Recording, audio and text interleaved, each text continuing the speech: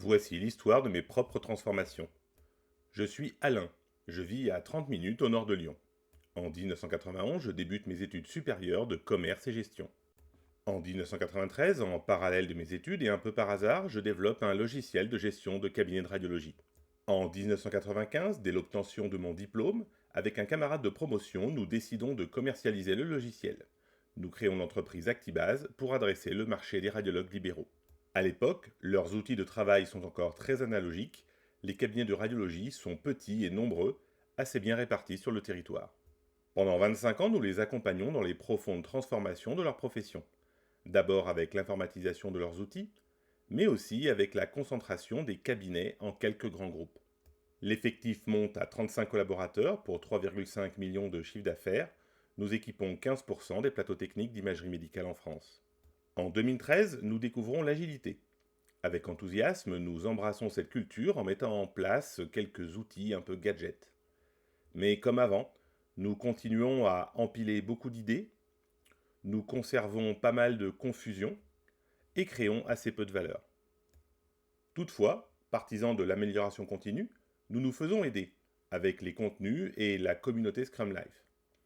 Et par empirisme, nous progressons. Je comprends l'importance de la vision qui permet d'aligner les équipes vers un but commun, de s'assurer que ce que l'on s'apprête à faire a réellement de la valeur, de réduire le temps de cycle entre le moment où on a une idée et le moment où on peut la tester en conditions réelles afin de récolter du feedback. Ce temps de cycle ne peut être réduit que par l'excellence technique et en se fixant des limites sur le nombre de sujets en cours. Par ces pratiques, j'amène les projets que je pilote vers la réussite. En 2014 et 2015, nous faisons l'acquisition de 2 PME et je comprends aussi à quel point il est important d'intégrer dans les processus de fusion la dimension culturelle, aussi bien pour les collaborateurs que pour les clients. En 2020, fatigué des contraintes réglementaires imposées par l'assurance maladie à la médecine libérale, je cède l'entreprise.